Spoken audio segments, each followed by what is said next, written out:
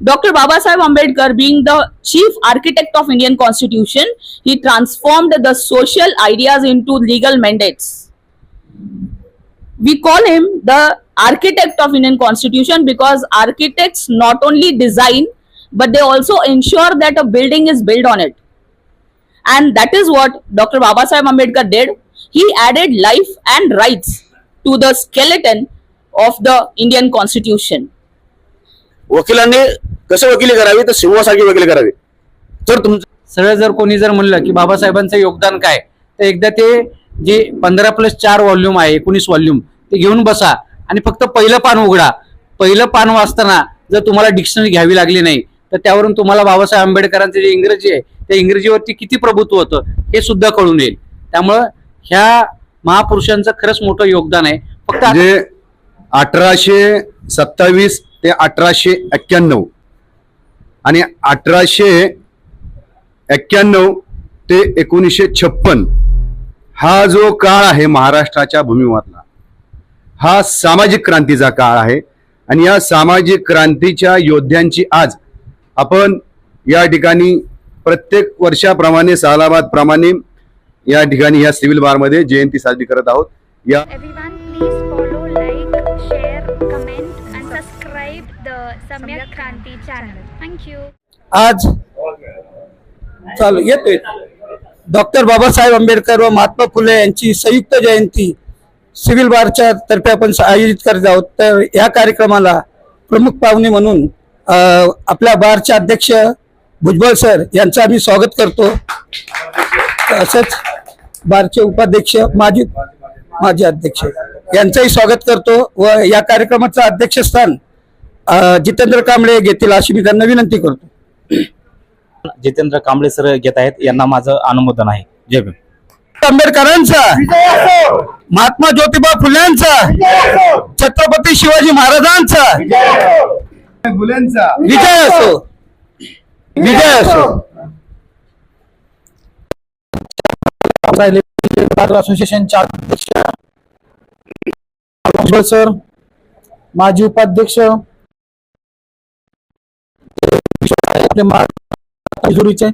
तसेच पुणे बार असोसिएशनचे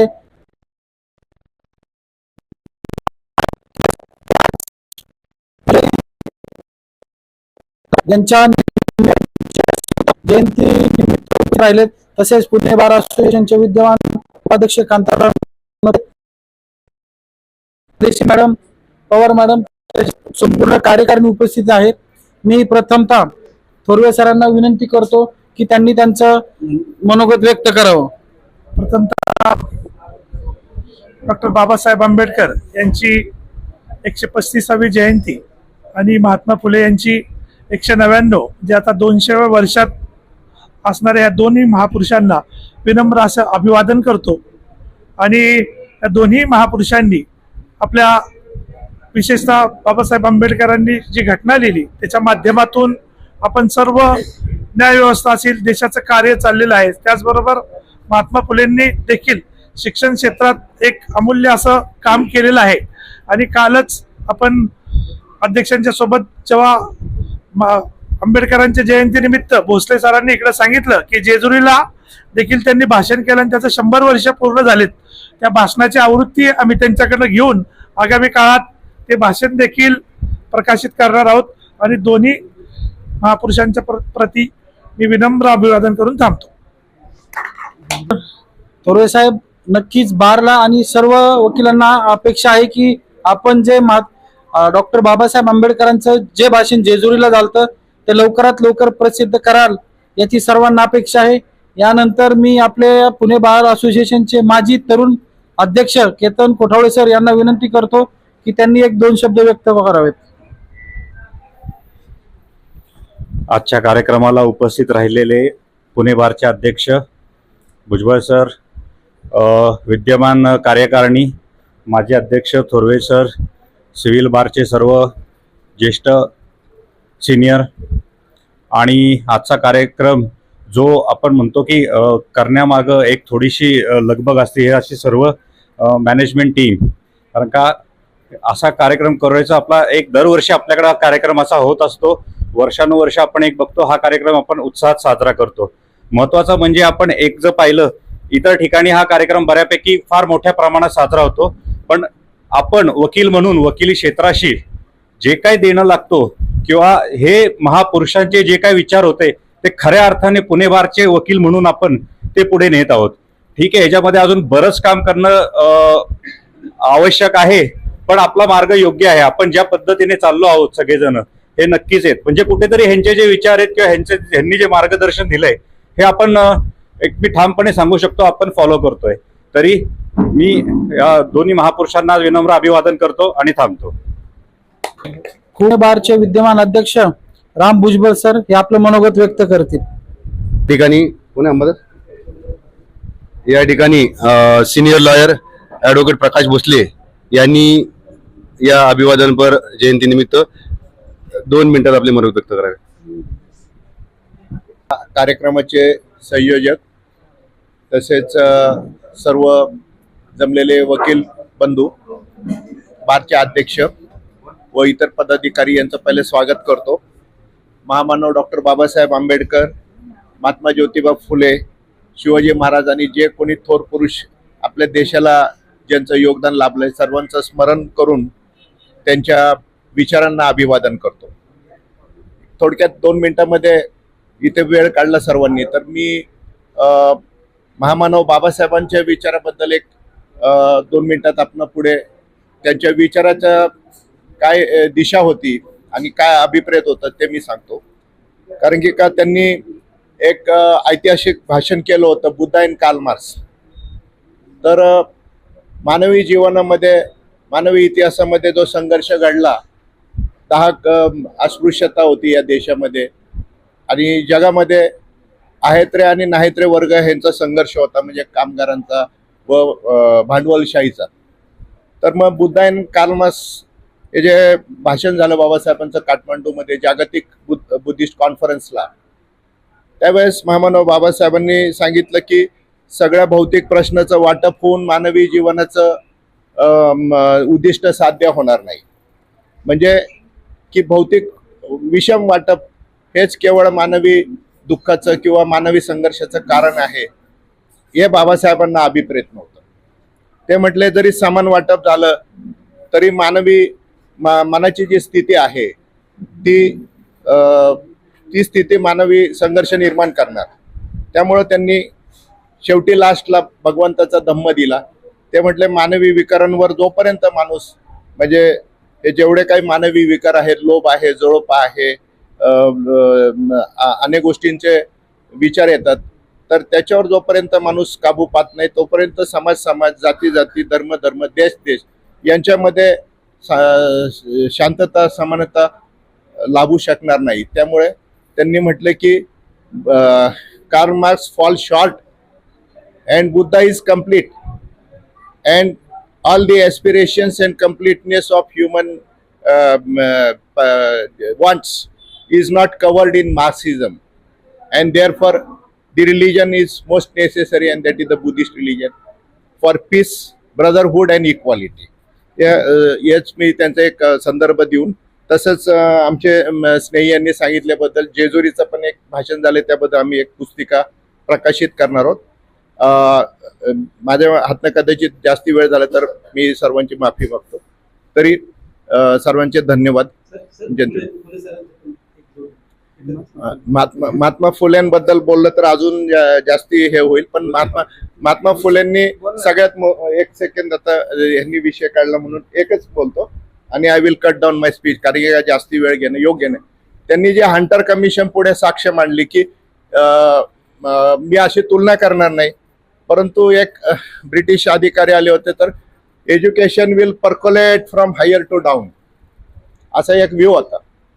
म्हणजे जेव्हा महात्मा फुलेंनी सांगितलं की इथली परिस्थिती काय आहे, रयतेची परिस्थिती काय, शेतीमध्ये काम करणाऱ्या गरीब शेतकऱ्याची परिस्थिती काय, दलितांची परिस्थिती काय, तर ते त्यांना वाखण्याजोगं वाटलं आणि ते म्हटले की नाही की पब्लिक एज्युकेशन आणि टू द रूट, आणि हे शिक्षण खालच्या वर्गांमध्ये गेलं पाहिजे. पहिलं आधी तिथं वरिष्ठ वर्गात शिक्षण बंद करावं असं नाही, परंतु खालच्या वर्गात जास्ती गरज आहे.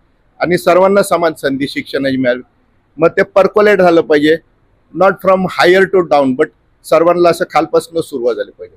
हा महत्वाचा भाग होता. मी अधिक इतर विषयांकडे वळणं योग्य नाही. संधी दिल्याबद्दल सर्वांचे धन्यवाद. थँक्यू. खूप धन्यवाद सर. नक्कीच आपले विचार हे घेण्यासारखे आहेत प्रत्येकाने आपापल्या आयुष्यामध्ये. यानंतर आपल्या लॉयर कंझ्युमर सोसायटीचे माजी चेअरमन यशवंत खराडे सर 2 शब्द बोलतील. कार्यक्रमाचे अध्यक्ष पुणे बारचे विद्यमान अध्यक्ष भुजबळ साहेब, त्याचबरोबर 2 माजी अध्यक्ष आदरणीय थोरवे साहेब आणि कोठावळे साहेब, आणि या कार्यक्रमाचे सर्व संयोजक, तसेच या ठिकाणी उपस्थित असलेले सर्व मान्यवर वकील बंधू आणि भगिनींनो, या 2 महामानवांबद्दल मी छोटासा माणूस काय बोलणार. माझ्या आधीच्या वक्त्यांनी बरंच काही सांगितलं, पण सांगण्यासारख्या खूप काही गोष्टी आहेत. ज्योतिराव फुलेंच्या संदर्भात सांगायला गेलं तर शिक्षणाचा पायाच त्यांनी रचला, आणि डॉक्टर बाबासाहेब आंबेडकरांनी भारताचं संविधानच रचलं. अशी 2 रचनाकार महामानव आपल्या भारताला लाभलेली आहेत. त्यांच्याबद्दल बोलाल तेवढं कमी आहे, परंतु वेळ कमी असल्यामुळे मी या ठिकाणी आपल्या सर्वांची माफी मागून थांबतो. मला अचानकपणे बोलण्याची संधी दिल्याबद्दल संयोजकांचे आभार मानतो. धन्यवाद सर. यानंतर आपल्या बारच्या सदस्या कांबळे मॅडम आपले 2 शब्दात मनोगत व्यक्त करतील.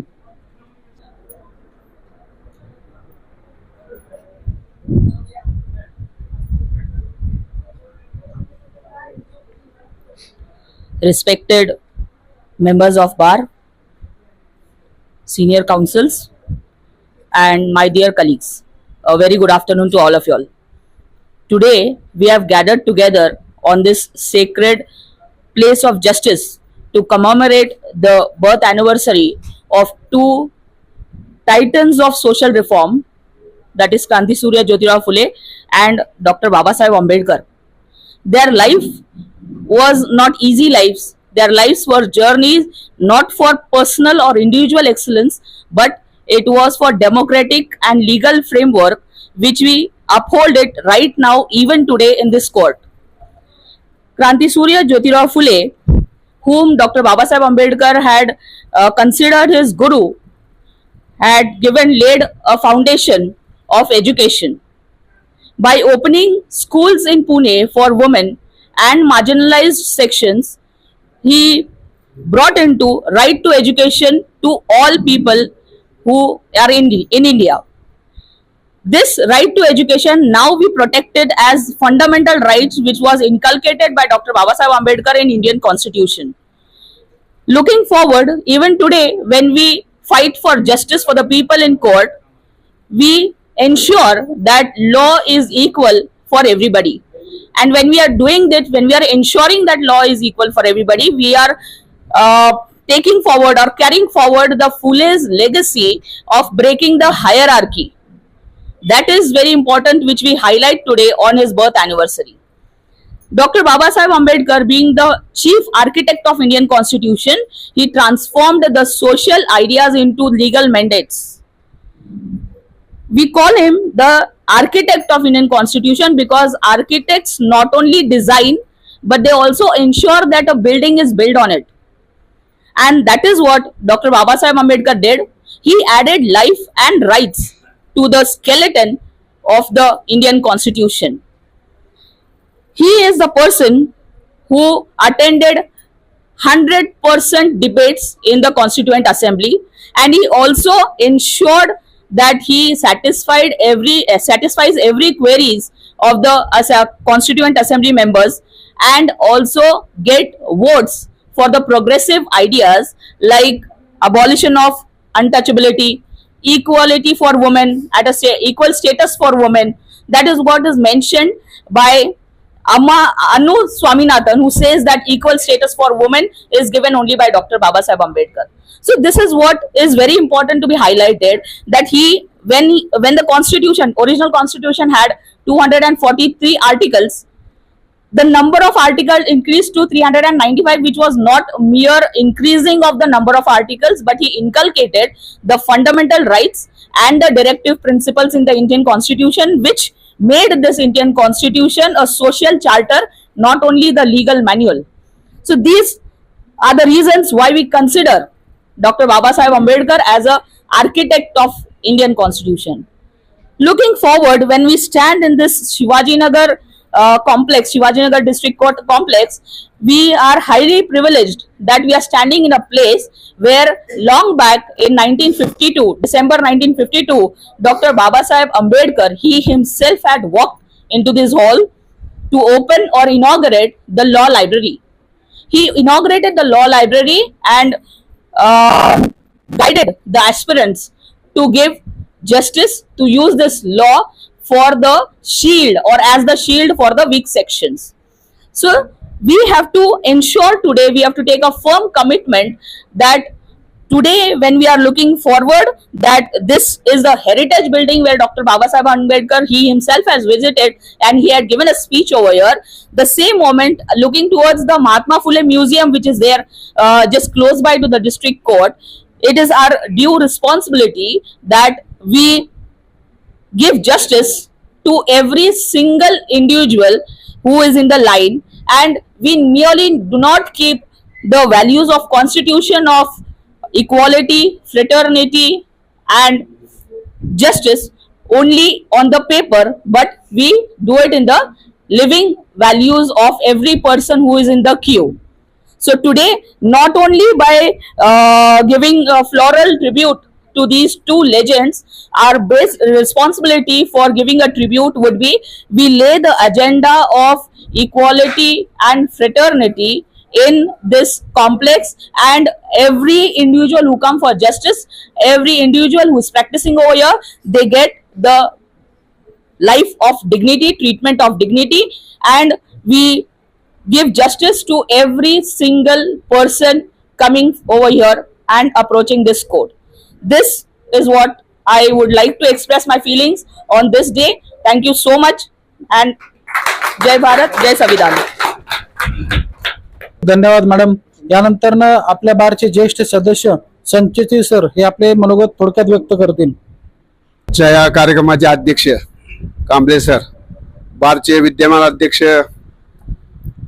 रामभाऊ, बारचे माजी अध्यक्ष कोटाळे सर आणि त्यांचे सहकारी असणारे सर्व उपाध्यक्षाने, एप्रिल महिना हा योगाचा असं का तर दोन्ही महापुरुषांची आपण या ठिकाणी जयंती करतो. वास्तविक महात्मा फुलेच्या मृत्यूनंतर आंबेडकरांचा जन्म झाला, कारण 11 एप्रिल 1927 ला 1827 ला 1890 ला महात्मा फुले वारले आणि 14 एप्रिल 1891 मध्ये बाबासाहेबांचा जन्म झाला.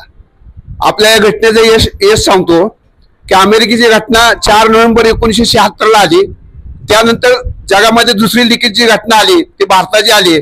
तर भारताच्या घटनेचं सगळ्यात वैशिष्ट्य काय माहिती आहे का, की अमेरिकेला सुद्धा अजून अध्यक्षपद लेडीजला देता आलं नाही, पण आपल्या भारतामध्ये मुख्यमंत्र्यापासून ते पंतप्रधानापर्यंत प्रतिभा पाटील पहिल्या राष्ट्राध्यक्ष झाल्या, इंदिरा गांधी पहिला अध्यक्ष झाल्या, सुचित्रा कृपालने पहिल्या उत्तर प्रदेशच्या मुख्यमंत्री झाल्या, त्यानंतर त्या राजदूत झाल्या. तर हे बाबासाहेब आंबेडकरांनी प्रत्येकाला घटनेत समानता दिली आणि घटनेचं वैशिष्ट्य बघितलं तर सगळ्यात घटनेचा महत्वाचा पार्ट काय, आर्टिकल 14 ते 31.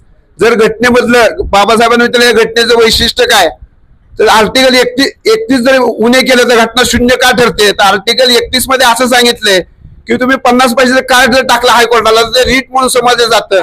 म्हणजे प्रत्येकाला न्यायाची संधी दिलेली आहे. आणि ही संधी कशामुळे मिळाली, कारण हा देश परकीयाच्या आक्रमणाखाली जवळजवळ 1100 वर्ष होता आणि त्यानंतर जी स्वातंत्र्याची चळवळ झाली त्या चळवळीमध्ये जे योगदान होतं, पटेलापासून ते गांधीपर्यंत, बाबासाहेबापासून ते महात्मा ज्योतिबा फुलेपर्यंत, आज ज्या सर्व स्त्रिया शिकलेल्या आहेत, स्त्रियांचं जे क्षेत्र होतं चूल आणि मूल याला बाहेर काढण्याला सावित्रीबाई फुले आणि महात्मा फुले आहेत. म्हणून बाबासाहेबांनी पहिले जे गुरु मानले ते महात्मा फुले मानले आणि त्यानंतर दुसरे त्यांचे जे धर्मांतर बाबासाहेबांनी का केलं, 14 ऑक्टोबर 1956 ला नागपूरला त्यांनी धर्मांतर का केलं, की ज्या समाजामध्ये अन्याय, ज्या समाजामध्ये विषमता आहे, माणूस म्हणून माणसाला संधी मिळत नाही, म्हणून डॉक्टर बाबासाहेब आंबेडकरांनी 14 ऑक्टोबर 1956 रोजी धर्मांतर केलं आणि त्या बुद्धांची जयंती 1 मेला आहे. म्हणजे यावर बघा 11 एप्रिल, 14 एप्रिल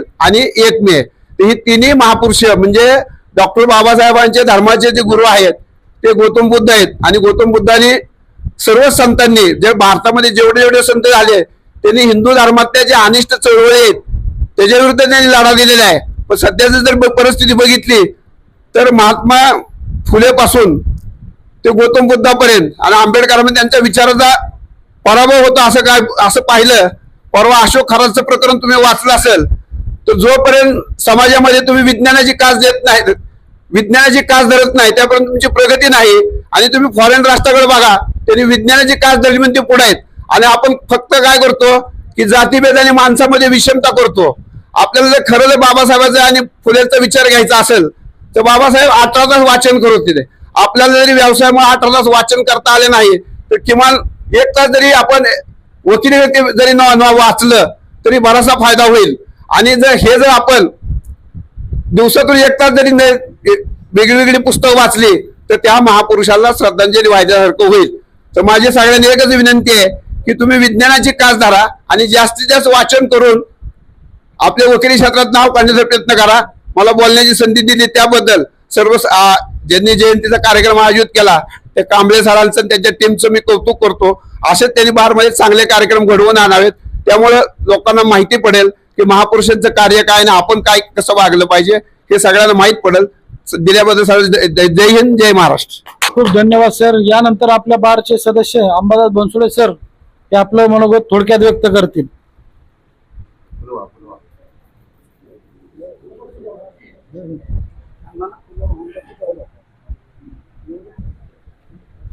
राष्ट्रपिता ज्योतिराव फुले भारतीय राज्यघटनेचे शिल्पकार आणि मानवतेचे स्रोत विश्वरत्न डॉक्टर बाबासाहेब आंबेडकरांची संयुक्त जयंती आपण साजरी करत आहोत. या प्रसंगी मी फक्त 2च मिनिटं बोलू इच्छितो यामध्ये की फुल्यांविषयी सर्वांना माहिती आहे की विद्येविना मती गेली, मतीविना गती गेली, गतीविना वित्त गेले, वित्ताविना शूद्र खचले, एवढे सारे अनर्थ एका अविद्येने केले. तर आठवण करायचं कारण असं आहे की आपण विद्येच्या क्षेत्रामध्ये इथं काम करत आहोत. आपण जर अविद्या जर मनाशी बाळगली तर आपल्याला विकास होणार नाही. हे महात्मा फुलेंचं सर्वात महत्वाचा संदेश आहे. त्याच्यानंतर बाबासाहेब आंबेडकर कायद्याशी संबंधित आहेत. पहा, बाबासाहेबांनी अनेक केसेस लढल्यात. माझ्याकडे बाबासाहेबांनी लढलेल्या एकूण 32 केसेस आहेत. सुप्रीम कोर्ट प्लस हायकोर्ट आणि लोअर कोर्टामध्ये लढलेले बरेच केसेस आहेत. त्याला मी काही मोजू शकलो नाही, पण 32 केसेस माझ्याकडे आहेत. मी त्याचा अभ्यास केलेला आहे. बऱ्याच लोकांना संशय येत असं, बऱ्याच लोकांना संशय आहे की बाबासाहेबांना घटनेचे शिल्पकार म्हणतात. कुठल्या कोर्टात त्यांनी केसेस वगैरे काय लढवलेत का? तर ऑल इंडिया रिपोर्टमध्ये प्रसिद्ध झालेले केसेस आहेत की ज्यांच्या केसेसमध्ये घटनेचं पहिली दुरुस्ती झालेली आहे. ती पहिली घटना दुरुस्ती झालेली आहे बिहार लँड रिमॉर्समध्ये. त्या घटने दुरुस्तीमध्ये त्या केस एक संदर्भ आहे. सांगत तात्पर्य काय बाबासाहेब आंबेडकरांचे काही गोष्टी काही पैलू आपल्याला माहित नाहीत. मला वाटतं या ठिकाणी बोलणं उचित होईल. 1-2 मिनिटं एक्स्ट्रा वेळ गेली यामध्ये की बाबासाहेब आंबेडकर 1927 ते 1935 पर्यंत किंवा 37 पर्यंत महाराष्ट्राला सुप्रसिद्ध गव्हर्नमेंट लॉ कॉलेज मुंबई येथे प्राध्यापक होते आणि त्यानंतर काही काळ प्रिन्सिपल होते. जेव्हा ते प्रिन्सिपल होते त्यावेळेस त्यांनी कायद्याचा अभ्यास कसा करावा या सगळ्या वकिलांना आणि विद्यार्थ्यांसाठी एक लेख लिहिला आहे. तो लेख तत्कालीन त्या गव्हर्नमेंट लॉ कॉलेजच्या स्मरणिकेमध्ये छापून आलेला आहे. त्याचबरोबर बॉम्बे क्रॉनिकल नावाचे जे त्यावेळेस पेपर होते त्या पेपरमध्ये छापून आलेला आहे. त्यामध्ये बाबासाहेब आंबेडकर लॉयर्स लोकांनी अभ्यास कसं करावा यावर भर देताना म्हणलं की कॉलेजेसमध्ये Bombay civil court act, small causes court act हे शिकवले जात नाहीत. ह्यावर पण भर दिलं पाहिजे. आजही आपण बरेच वेळा बघतो की बाबा एखाद्या सिव्हिल कोर्टची स्थापना झालेली आहे, कोणत्या कायद्याने झालेली सहजपणे सांगता येत नाही. याचा देखील आपण अभ्यास केला पाहिजे. माझं असं विनंती आहे बारला की बाबासाहेबांचा जे लेख होता तो लेख आपण बारच्या वतीने प्रसिद्ध केला पाहिजे. दुसरा अजून एक गोष्ट सांगतो. 14 एप्रिल 1956 बाबासाहेबांच्या मृत्यूच्या काही 11 एप्रिल 1956 त्यांनी वकिलांकडे भाषण केलेलं आहे. वकिलांनी वकिली कशी करावी त्याच भाषणानुसार बार काउन्सिल ऑफ इंडियाचे जे रूल्स आहेत वकिलांच्या प्रॅक्टिस संदर्भात की पहिलाच रूल आहे त्यामध्ये की an advocate shall behave himself as a officer of the court not the servant to the court. कोर्टाला सर्व जर आपण वागलो तर आपल्या पक्षाकडे आपल्यावर विश्वास वाटेल. वकिलांनी कसं वकिली करावी तर सिंहासारखी वकिली करावी. तर तुमच्या पक्षकारांवर विश्वास राहील, तुमचा विश्वास राहील. सांगत तात्पर्य एवढंच आहे की बाबासाहेबांनी अनेक क्षेत्रामध्ये काम केलेलं आहे. दुसरं महत्वाचं, ताईंनी थोड्या वेळ पहिले बोलले की बाबासाहेबांनी एक ऐतिहासिक भाषण पुण्याच्या डिस्ट्रिक्ट लॉ लायब्ररीमध्ये दिलेलं आहे. त्या दरम्यान दोन फक्त गोष्टी मी सांगितल्यामध्ये की बाबासाहेबांनी 4 लोकशाही संदर्भात 4 अत्यंत महत्वाच्या गोष्टी सांगितल्या, 4 प्री कंडिशन दिलेल्या आहेत. यातलं 2 कंडिशन मी सांगू इच्छितो. पहिली कंडिशन असं आहे की लोकशाही जर टिकवायची असेल, लोकशाही म्हणजे काय, माझे विचार तुम्हाला मान्य, तुमचे विचार मला मान्य आहे, हे जर टिकवायचं असेल तर या प्रक्रियेमध्ये विरोधी विचारांना, जे अपोजिट पार्टी आहेत, जे अपोजिशन पार्टी आहेत, तुमचा विरोध करणाऱ्या विचारांचा देखील सन्मान केला पाहिजे, विरोधी विचारांचा रिस्पेक्ट केलं पाहिजे, तर लोकशाही टिकेल. दुसरी गोष्ट त्यांनी सांगितलेलं आहे की कायदा सर्वांना समान आहे. कॉन्स्टिट्यूशन ऑफ इंडिया आर्टिकल 14 काय सांगतं की equality for law, but when it comes to the implementation of the law we all become unequal. Somebody become upper caste, somebody becomes lower caste. It should not be there. जोपर्यंत कायद्याची equality नुसार अंमलबजावणी होत नाही तोपर्यंत कायदा अस्तित्वात आलेला आहे असं वाटतं नाही. आज आपण पाहतो पोलीस स्टेशनमध्ये गेल्यानंतर किंवा इतर काही गोष्टी ऍडमिनिस्ट्रेशनमध्ये गेल्यानंतर ऍडमिनिस्ट्रेशनमध्ये जे ताकदवर लोक आहेत त्यांच्यासाठी न्याय लवकर मिळतो, जे दुर्बल घटक आहेत त्यांना न्याय मिळत नाही. म्हणून आपण सर्व वकिलांची जबाबदारी आहे. आपण न्याय क्षेत्रामध्ये काम करणार आहोत. आपली सर्वांची जबाबदारी बनते आपण इक्वॅलिटी किती खोलवर रुजेल, इक्वॅलिटी रुजवायची असेल लोकशाही पण खोलवर रुजली पाहिजे. म्हणून आज आपल्याला महात्मा फुले यांचे लोकशाहीचे विचार, बाबासाहेब आंबेडकरांचे लोकशाहीचे विचार आपल्याला हे केले असतील तर आपण वकिलांमध्ये इक्वॅलिटीने आपण वावरलं पाहिजे. आणि याच बाबासाहेबांचे जे काही क्रांतिकारी विचार आहेत, मी इतर गोष्टी सांगत आहेत, परंतु लॉ फील्डमध्ये जे काही बाबासाहेबांचे योगदान आहे ते योगदान माझ्या असं विनंती करायला अध्यक्षांना की लॉ फील्डमध्ये जे काही बाबासाहेबांचे लिटरेचर आहेत, बाबासाहेबांनी 1927-35 मध्ये गव्हर्नमेंट लॉ कॉलेजमध्ये जे काही शिक्षण दिलं, जे काही लेक्चर दिले त्याचे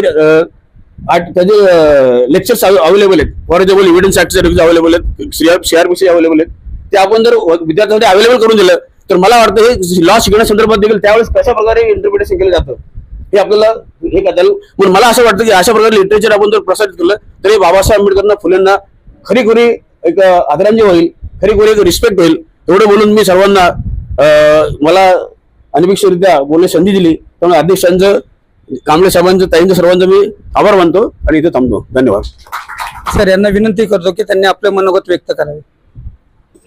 जयंती आणि 14 एप्रिल आदरणीय डॉक्टर बाबासाहेब आंबेडकर यांची जयंती, तर या दोन्ही जयंत्यांचं औचित्य साधून पुणे बार असोसिएशनने दिनांक 13 एप्रिल 2026 रोजी अशोक हॉल येथे डॉक्टर सदानंद मोरे सरांचं व्याख्यान आयोजित केलं होतं. आपण संयुक्त जयंती अशोक हॉल येथे साजरी केली. 14 एप्रिलला माननीय जिल्हा न्यायाधीश यांच्या हॉलमध्ये सुद्धा आपण जयंती साजरी केली आणि वेस्टर्न थिएटर जे आहे कॅम्पमध्ये तिथे पण आपण आदरणीय महामानव डॉक्टर बाबासाहेब आंबेडकर यांना विनम्र अभिवादन पुष्पहार अर्पण करून करण्यात आलं. या सर्व सांगण्याचा एकच उद्देश आहे की महापुरुषांना आपण ज्यावेळेस जयंती दिनानिमित्त आठवण करतो तर आज सर्वांनी सांगितलं की काहींनी ज्या जुन्या केसेस आहेत त्या केसेसचा संदर्भ दिला, आता सरांनी काही पुस्तकांची नावं सांगितली वगैरे वगैरे. या सर्वातून फक्त एकच बोध घेऊ आणि आपल्याला पुढे वाटचाल करताना एक नक्की की या महापुरुषांनी आपल्याला जी विचारसरणी आहे ती विचारसरणी आपली बुरसटलेली नसावी आणि प्रत्येकाचा उद्धार कसा करता येईल या अनुषंगाने काय पावलं उचलता येईल हे आपल्याला यांच्या आचरणातून आपल्याला जाणीव करून दिलेली आहे. एक महत्त्वाची गोष्ट काय की 22 डिसेंबर 1952 रोजी बाबासाहेबांनी आपल्या लायब्ररीमध्ये जे भाषण केलं त्या भाषणाच्या आपण जवळजवळ 150 प्रती या 13 एप्रिल रोजी वाटल्या अशोक हॉल येथे. त्या भाषणाची जी 2 सार आहेत ते आदरणीय बनसोडे सरांनी सांगितलं, ते एकूण 4 सार आहेत. बाबासाहेब आंबेडकरांना जस्टिस BD बाळ यांच्या पुस्तकाचं जे ग्रंथालय, पुस्तकरूपी ग्रंथालय ज्यावेळेस लायब्ररीमध्ये द्यायचं होतं त्यावेळेस भाषण करण्यासाठी बोलवलं. त्यावेळेस 4 भाषणं, 4 विषय बाबासाहेबांना देण्यात आलं. बाबासाहेबांनी 4 विषयांच्या अनुषंगाने मी एक विषय निवडेल असं सांगितलं, परंतु जर इन केस मी एक विषय निवडू शकलो नाही तर या 4 विषयांचा जो सार आहे तो मी अवश्य सांगेल असं म्हणून ज्यावेळेस बाबासाहेब आंबेडकर 22 डिसेंबरला लायब्ररीमध्ये आले तर त्यावेळेस त्यांनी इन्सिडेंट्स ऑफ द डेमोक्रेसी, या लोकशाहीची वैशिष्ट्य काय किंवा मूलभूत घटक काय असे 4 घटक मांडलेले आहे. पहिला जो घटक आहे तो एक सर्वोच्च आहे की there should not be a glaring inequalities in the society. म्हणजे सोसायटीमध्ये ऑपरेस क्लास नसावा, सप्रेस क्लास नसावा. हे पहिलं जे इन्सिडेंट आहे ते मांडलेलं आहे. दुसरं जे इन्सिडेंट आहे की there should not be a inequality in law and order. कायद्यामध्ये समानता असावी, कायदा सर्वांना समान असावा. तिसरं जे मूलभूत वैशिष्ट्य आहे की there should be a healthy democratic opposition in the society. म्हणजे सोसायटीमधला जो अपोजिशन आहे, म्हणजे बी इट पार्लमेंट और बी इट लेजिस्लेटिव्ह असेंब्ली, तर तिथं जो आहे विरोधी पक्ष हा सक्षम असावा.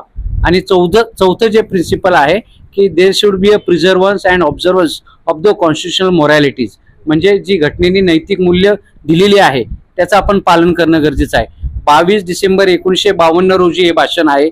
52 आणि आज 2026, जवळजवळ 76 ते 78 वर्षाचा कालावधी आहे. आजही जी लोकशाहीची जी मूल्य बाबासाहेबांनी मांडली ती आजही तंतोतंत लागू पडतात. ही आपल्याला आचरणात आणायची आहेत. मी जास्त बोलणार नाही, अजून 2 शब्द बोलतो की आता जे काही पुस्तकं वगैरे आपण सांगताय, तर पार्लमेंटच्या लायब्ररीमध्ये जर आपण ई कोर्टला जर पार्लमेंटची लायब्ररी बघितली तर doctor Babasaheb Ambedkar speeches and writings असे 15+4 असे 19 व्हॉल्यूममध्ये बुक्स आहेत. ज्यांना अभ्यास करायचा आहे त्यांनी अवश्य करा. हे इझिली अवेलेबल आहे, फ्री स्वरूपात आहे, तुम्ही ते डाउनलोड पण करू शकता. याच्यामधून आपल्याला ह्या लोकांनी जे काम केलंय त्या कामाचा आवाका येईल. सरळ जर कोणी जर म्हणलं की बाबासाहेबांचं योगदान काय, तर एकदा ते जे 15+4 व्हॉल्यूम आहे, 19 व्हॉल्यूम, ते घेऊन बसा आणि फक्त पहिलं पान उघडा. पहिलं पान वाचताना जर तुम्हाला डिक्शनरी घ्यावी लागली नाही तर त्यावरून तुम्हाला बाबासाहेब आंबेडकरांचं जे इंग्रजी आहे त्या इंग्रजीवरती किती प्रभुत्व होतं हे सुद्धा कळून येईल. त्यामुळं ह्या महापुरुषांचं खरंच मोठं योगदान आहे. फक्त आता ज्यावेळेस समाजात पुढे चाललोय तर आपल्याला योगदान रूपी महापुरुषांचं पुढे काय करायचं, तर मागे ज्या गोष्टी घडल्या त्या रिपीट न करता आता इथून पुढे आपल्याला समाजाला कशी मदत करता येईल हा विचार करणं गरजेचं आहे. आपण ज्यावेळेस वकील म्हणून हा समाज घटक बघतो, तर आता recently Maharashtra common civil code 2026 हे आपल्या लेजिस्लेटिव्ह असेंब्ली महाराष्ट्रामध्ये मांडण्यात आलेले आहे. ते एकदा पहा, त्यातल्या तरतुदी पहा. ॲज अ लॉयर म्हणून त्या तरतुदी किती चुकीच्या आहेत का, किंवा त्याच्यामध्ये काय बदल करणं गरजेचं आहे, हे जर आपण मांडलं तर खऱ्या अर्थाने या महापुरुषांना ती आदरांजली ठरेल. की ज्यावेळेस आपण महाराष्ट्रामध्ये कॉमन सिव्हिल कोड यावा अशी आग्रही भूमिका मांडतो, मॅरेज असू दे, डिवोर्स असू दे, सक्सेशन असू दे, तर त्या अनुषंगाने सर्व घटकांना समान न्याय कसा देता येईल, समान नियम कसे लागू करता येईल, आणि ते खरंच नियम त्या बिल जे आहे त्या बिलामध्ये मांडलेलं आहे का. आणि जर त्या बिलामध्ये जर मांडलेलं नसेल तर वकील या नात्याने आपण त्या बिलामध्ये काही दुरुस्त्या सुचवू शकतो का, या सर्वांचा विचार करा. आपण ॲज अ लॉयर म्हणून समाजामध्ये जी नवीन कायदे येतात त्या कायद्यांमध्ये बदल घडवण्यासाठी 100% आपण कॉन्ट्रीब्यूट करू शकतो. तर त्या अर्थाने विचार करा आणि तोच विचार इथून पुढे वकील या नात्याने आपण आचरणात आणावा. तीच खरी आदरांजली या महापुरुषांना ठरेल असं मी मानतो आणि 2 शब्द थांबतो.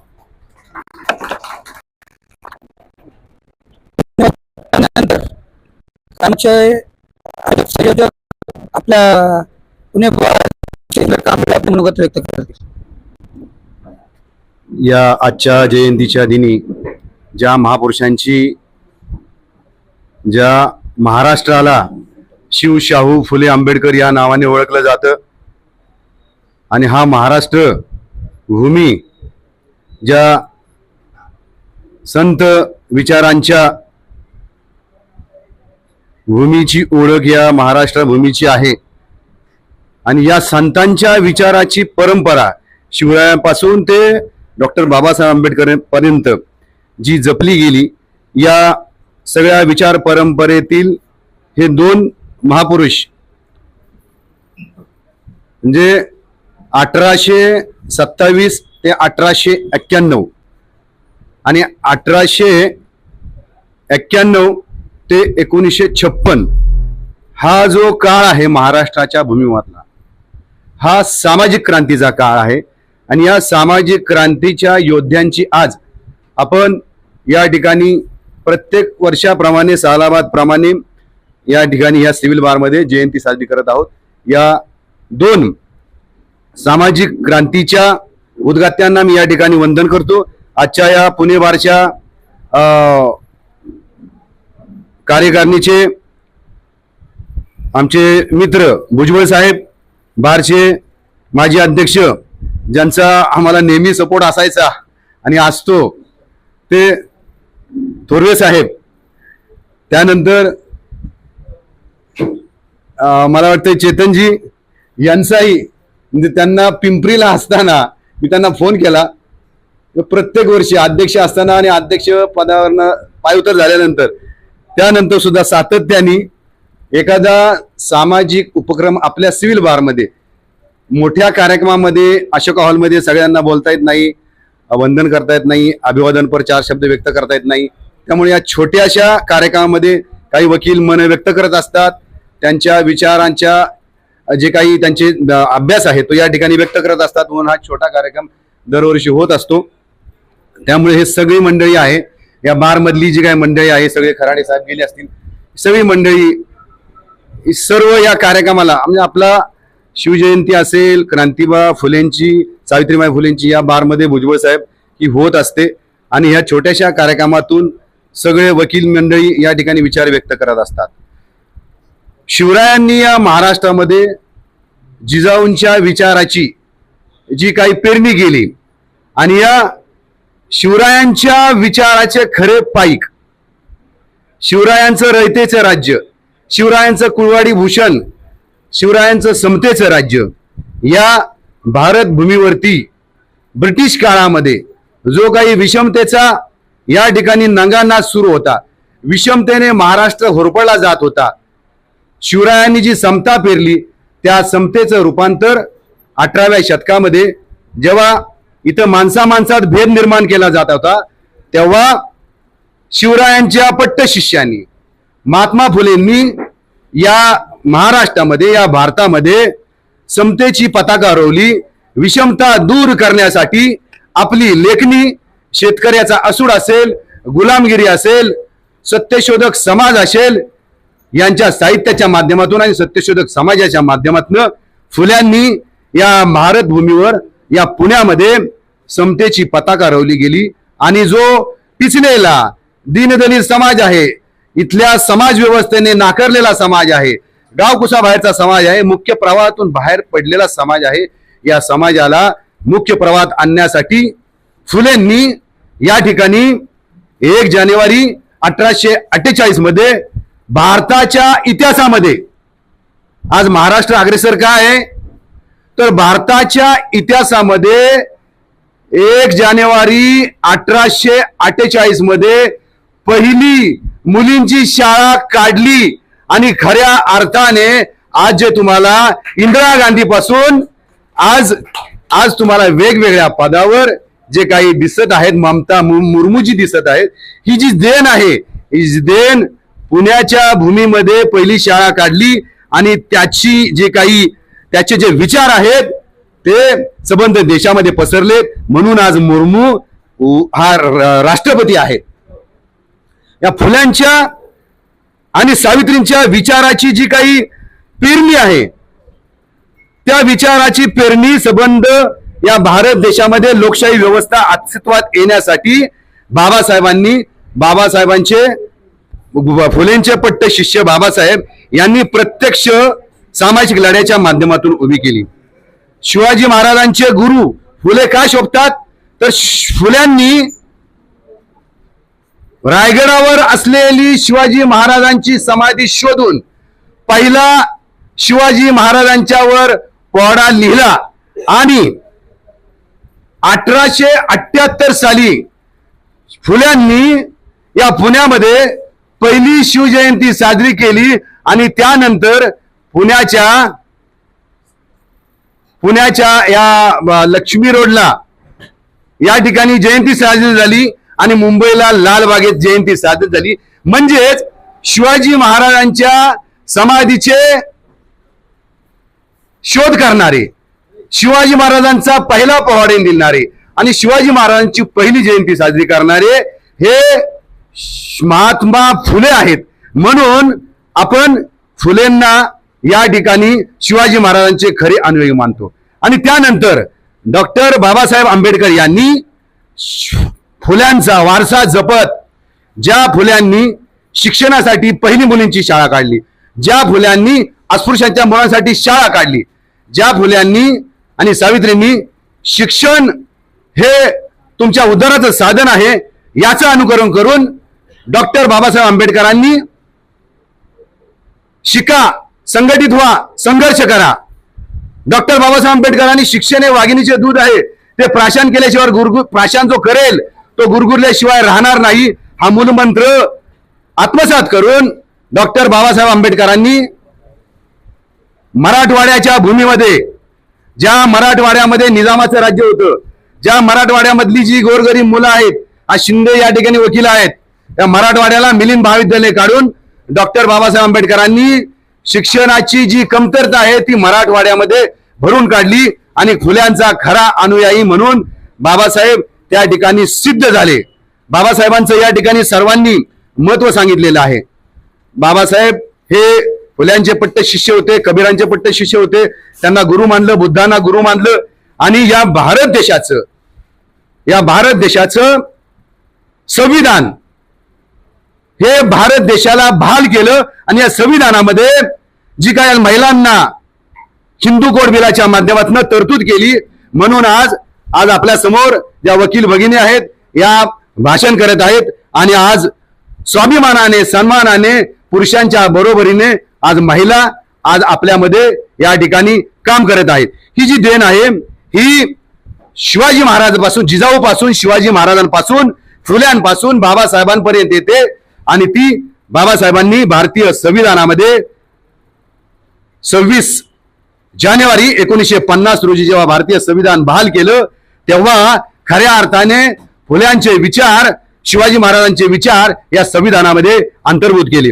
जाता जाता बंधूंनो, या ठिकाणी वक्त्यांनी उल्लेख केला की शिवाजी महाराजांनी ज्या रायगडवर स्वराज्याचं तोरण बांधलं आणि समतेची पताका इथल्या कुळवाडी भूषण शेतकऱ्यांच्या भाजीच्या देठालाही हात न लावणारी आज्ञा शिवाजी महाराजांनी त्या रायगडावरती केली आणि संबंध रयतेचे राज्य प्रस्थापित केलं. त्यानंतर त्याच रायगडच्या पायथ्याशी डॉक्टर बाबासाहेब आंबेडकरांनी 20 मार्च 1927 रोजी जे महाडचा सत्याग्रहाचं पत्र काढलं होतं त्या पत्रामध्ये जय शिवराय असं त्या पत्रामध्ये लिहिलं होतं. शिवाजी महाराजांचं पट्ट शिष्य शिवाजी महाराजांनी ज्या रायगडवर क्रांती केली त्याच पायथ्याशी महाड मुक्कामी बाबासाहेबांनी 20 मार्च 1927 रोजी समतेसाठी ज्या फुल्यांनी पाण्याचा हौद या पुण्यामध्ये खुला केला त्याच डॉक्टर बाबासाहेब आंबेडकरांनी त्यांच्या शिष्यांनी महाड मुक्कामी पाणी ही निसर्गाची देणगी आहे, ते सर्वांना मिळालं पाहिजे, पाण्यातून समता प्रस्थापित झाली पाहिजे म्हणून डॉक्टर बाबासाहेब आंबेडकरांनी महाड मुक्कामी महाडचा सत्याग्रह, चौदार सत्याग्रह करून खऱ्या अर्थाने शिवाजी महाराजांना त्या ठिकाणी वंदन केलं, अभिवादन केलं आणि खरं करून दाखवलं आणि तीच समता संविधानामध्ये प्रस्थापित केली. जाता जाता डॉक्टर बाबासाहेब आंबेडकरांचे जे काही विचार आहेत, समतेचे विचार आहेत, आज आपण बघितलं असेल या पुण्यामध्येच पुणे करार झाला. हे पुणे शहर हे फुल्यांचं शहर म्हणून ओळखलं जातं. हे पुणे शहर लोकमान्य टिळकांचं म्हणून ओळखलं जातं. हे पुणे शहर जिजाऊंनी बसवलेलं आहे, हे जिजाऊंचं शहर म्हणून ओळखलं जातं. हे पुणे शहर हे जवळकर जेदे यांचं ओळखलं जातं. हे पुणे हे क्रांतीची भूमी आहे आणि या पुण्यामध्ये या जिल्हा न्यायालयामध्ये 22 डिसेंबर 1952 रोजी या जिल्हा न्यायालयामध्ये बाबासाहेबांच्या पदस्पर्शाने ही भूमी पावन झालेली आहे. ज्या बाबासाहेबांनी भारतीय संविधान लिहिलं, ज्या बाबासाहेबांची जयंती 192 देशामध्ये साजरी केली जाते, ज्या बाबासाहेबांना न्यूयॉर्कच्या कोलंबिया युनिव्हर्सिटीमध्ये त्या ठिकाणी नॉलेज डे म्हणून साजरा केला जातो, नॉलेज डे, आणि बाबासाहेबांना सिम्बॉल ऑफ नॉलेज म्हणून जगाने मान्यता दिलेली आहे. त्या बाबासाहेबांची या ठिकाणी पावलं या भूमीला लागलेली आहेत म्हणून आजचा हा जो ऐतिहासिक आपण संयुक्त या महापुरुषांचा जयंती दिन साजरा करत आहोत. मी परत एकदा या सर्वांचं, या संयोजकांचं आणि बारचे माजी अध्यक्ष यांचं सर्वांचं मी या ठिकाणी आणि बारचे विद्यमान अध्यक्ष जे या ठिकाणी ज्यांनी अँकरिंग केलं त्या सर्व कमिटीचं व या ठिकाणी जी काही मंडळी, वकील मंडळी, सिनियर मंडळी उपस्थित आहेत आपण सर्वजण या ठिकाणी वेळ काढून आपल्या महापुरुषांना वंदन करण्यासाठी उपस्थित राहिलात. हल्लीच्या काळामध्ये दिवसेंदिवस जातीयतेच्या धर्मांधतेच्या भिंती वाढत आहेत आणि डॉक्टर बाबासाहेब आंबेडकर हे नाशिक मुक्कामी त्यांच्या भाषणात म्हणले होते की मी खरा फुलेंचा शिष्य आहे आणि इथून पुढच्या या भारताच्या राजकारणामध्ये ज्या ज्या पक्षांना राजकारण करायचं आहे त्या त्या पक्षांनी फुल्यांची सामाजिक क्रांतीची विचारसरणी हाती घेतल्याशिवाय, त्यांचा सामाजिक क्रांतीचा विचार हाती घेतल्याशिवाय या भारतामध्ये लोकशाहीला पूरक असणारी क्रांती होऊ शकणार नाही. म्हणून आज या दोन्ही गुरु शिष्यांच्या जयंतीचा योग, फुल्यांच्या जयंतीला 200 वर्ष पूर्ण होत आहेत. हा जो काही जयंतीचा उत्सव आहे द्विशताब्दी वर्ष आहे आणि डॉक्टर बाबासाहेब आंबेडकर यांनी 20 मार्च 1927 रोजी महाड मुक्कामी जो समतेचा संघर्ष केला, महाडचा सत्याग्रह केला, त्याला 100 वर्ष पूर्ण होत आहेत. या गुरु शिष्यांचं जे काही नातं आहे सामाजिक क्रांतीचं, याला 200 वर्ष आणि 100 वर्ष पूर्ण होत आहेत. या द्विशताब्दी वर्षामध्ये या समतेच्या विचाराची पेरणी करण्यासाठी आपल्या युवक वर्गाने, आपल्या वकिलांनी, जो कायद्याचा अभ्यासक आहे, संविधानाचा अभ्यासक आहे, आपल्याला आज सज्ज व्हायचं आहे आणि या महापुरुषांच्या विचारांना न्याय द्यायचा आहे. म्हणून मी जाता जाता एवढं सांगून जातो, अरे इथे तर उडणाऱ्यांचे पंख छाटले होते, अरे इथे तर उडणाऱ्यांचे पंख छाटले होते, आभाळाचे वस्त्र फाटले होते. इथे तर उडणाऱ्यांचे पंख छाटले होते, आभाळाचे वस्त्र फाटले होते, धरतीचे काळीज तुटले होते, धरतीचे काळीज तुटले होते, रक्तवाहिन्यातील रक्तही गोठले होते, रक्तवाहिन्यातील रक्तही गोठले होते. नादान संस्कृतीचे छंद वारसदार गुंड होऊन, नादान संस्कृतीचे छंद वारसदार गुंड होऊन भर रस्त्यात मानवतेचा निलाव करीत होते, मानवतेचा निलाव करत होते. जिती जागती माणसं मुरदार झाली होती, जिती जागती माणसं मुरदार झाली होती, राखेतील निकारे थंड होण्याच्या बेतात होते, राखेतील निकारे थंड होण्याच्या बेतात होते. इतक्यात तू आला, इतक्यात भीमायाची पोटी तू आलास आणि तू मुर्द्यांना स्पर्श केलास, आणि तू मुर्द्यांना स्पर्श केलास आणि हे मुर्देही जिवंत झाले, आणि हे मुर्देही जिवंत झाले. धन्यवाद. मी थांबतो.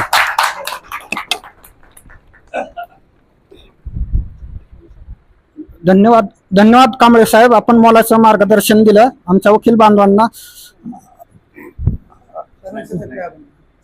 आज डॉक्टर बाबासाहेब आंबेडकर जयंती निमित्ताने आमचे पुणे बारचे माजी अध्यक्ष कोटावळे साहेब या ठिकाणी वेळात वेळ काढून आमच्या विनंतीला मान देऊन ते आले. त्यांचेही मी मनापासून आभार मानतो.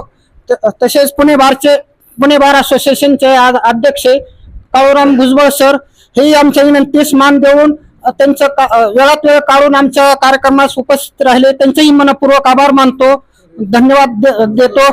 तसेच पुणे बार असोसिएशनचे माजी अध्यक्ष पांडुरंग थोरे साहेब हेही वेळात वेळ काढून आमच्या कार्यक्रमास उपस्थित राहिले, आम्हाला मान दिला, त्याबद्दल त्यांचेही मनपूर्वक आभार मानतो. तसेच आज बहुतेक सर्व वकिलांनी चांगले मोलाचं मार्गदर्शन दिलं, त्यांचंही मी मनापासून मनपूर्वक आभार मानतो. आज माझे सर्व वकील बांधव या ठिकाणी या महापुरुषांचे चांगले विचार ऐकण्यासाठी आपलं काम सोडून या ठिकाणी बसले, त्याबद्दल कोर्टाचं काम सोडून या ठिकाणी बसले, त्याबद्दलही तुमचं मनापासून मी धन्यवाद देतो, आभार मानतो. आणि आता माझी सर्वांना विनंती आहे की अल्पाहाराचा कार्यक्रम आहे, आपण सर्वांनी नाश्ता घेतल्याशिवाय कुणीही जाऊ नये, नाश्त्याचा आस्वाद घ्यावा.